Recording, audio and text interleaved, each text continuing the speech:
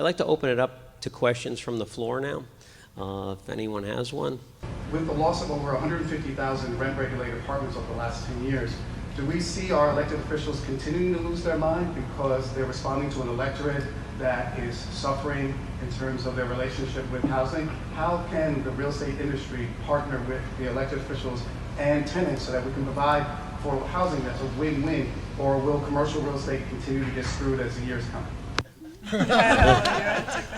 No, I think there are absolutely win-win opportunities in the marketplace. And I think if you look at the fact that the marketplace is under such pressure because of this extraordinarily low vacancy rate that we've had for so long, that a lot of the issues that create stresses on the marketplace would be solved with more supply. And again, I think you could, with the right incentives, you could get the private sector to do almost anything that you want it to do. And I think with more supply, the right incentives, a great mix of affordable units at a spectrum up and down the AMI spectrum, I think there are win-win opportunities there, and it's just a matter of trying to get elected officials to understand how the market works. One of the things I'm the most surprised by when I speak to politicians is their lack of understanding of what they're voting on, how it works, and the impact that it has on market fundamentals. You know, for instance, tax policy has a very profound impact on the way market participants behave.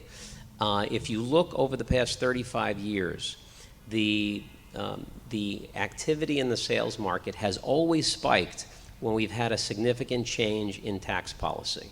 1986, tax reform of '86 caused a huge spike in sales activity.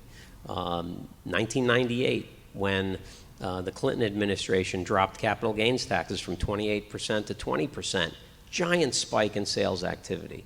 Incentives make the market move. We just need the politicians to understand that with the right incentives, we can achieve the objectives that we want. And Bob, can I just to add a comment? So I think many of the developments you're talking about, Susie, are under the Affordable New York program. Correct. So Affordable New York, which was the new 421A program,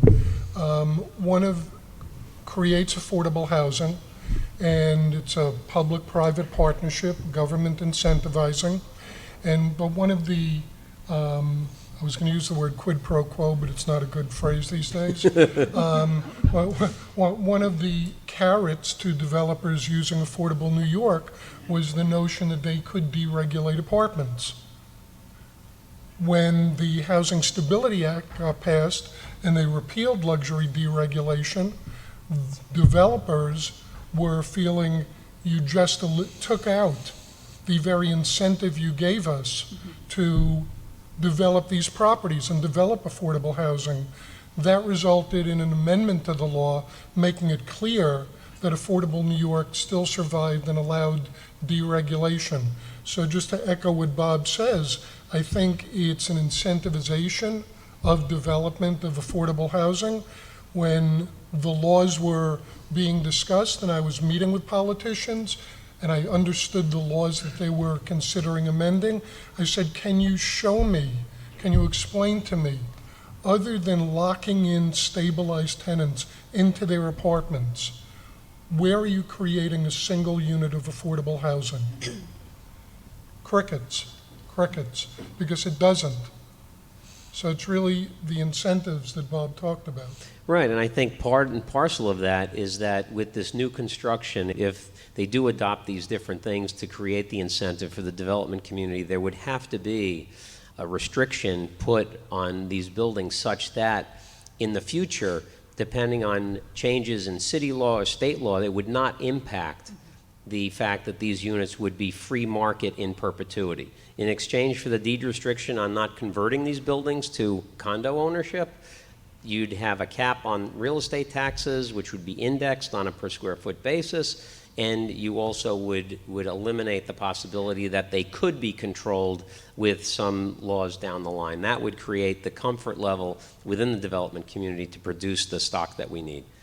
Despite my youthful appearance, I've been doing this for a lot of years, and I have never seen as many of our clients at our firm, real estate developers and others, looking outside the state, whether it's Atlanta, Nashville, Florida, and other places, and they're giving up. A lot of them are changing their permanent residences to Florida and other places.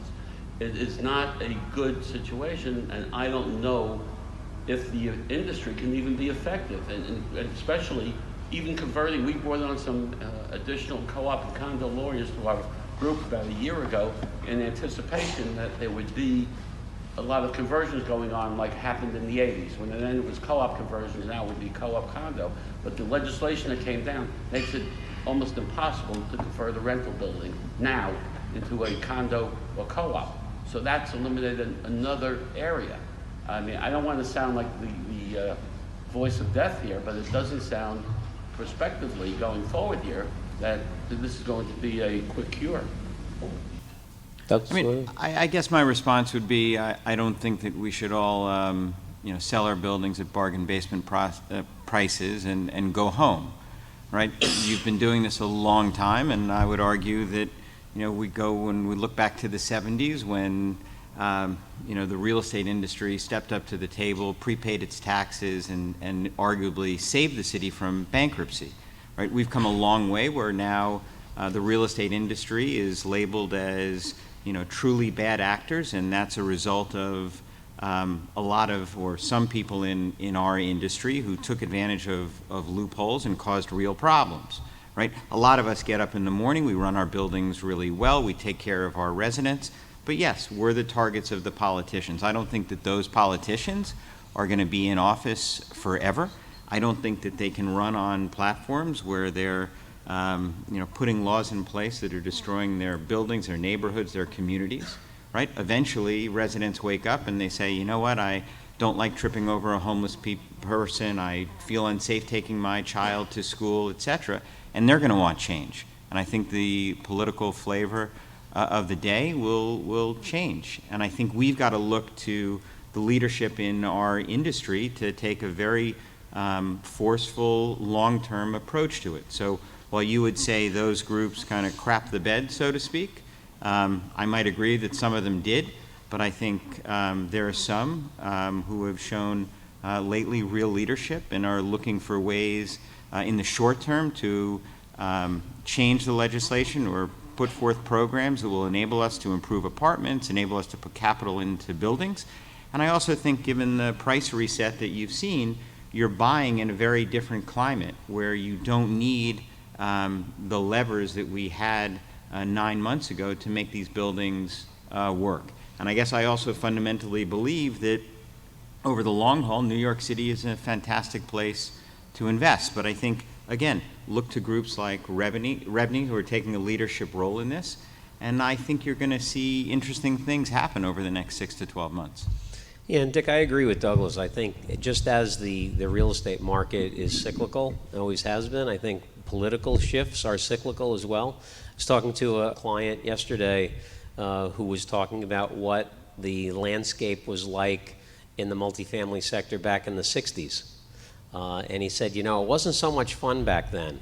And things got better, and now they're not as good, but it will cycle. And if you're a long-term believer in the city, which many of us are, you have to think that things will change. Already, I have another client who routinely would go into their portfolio of rent-stabilized units, which was a majority of the portfolio, and they would offer tenants the ability to have a kitchen renovated or a bathroom renovated while they stayed in place. The rent would go up, but they still would be significantly below market.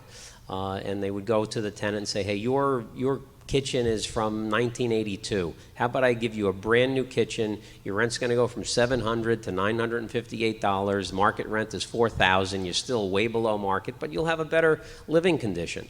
A lot of those tenants took up that owner and said, please, that would be great. They were happy to pay the extra $258 for a new kitchen.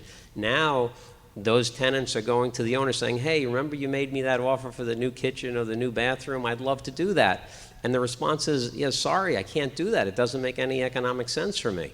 So if enough people get disgruntled about their living conditions, which clearly if you're not able to increase rents and your real estate taxes keep going up significantly, and you're looking for ways to save money in the operating of the building, conditions have to get worse. They're not going to get better for the residents in those buildings. People will start to complain. And I think it's an ebb and flow. The market is cyclical, and the balance of power politically in Albany shifts from time to time. And yeah, we're in a certain cycle now, but that will change in the future.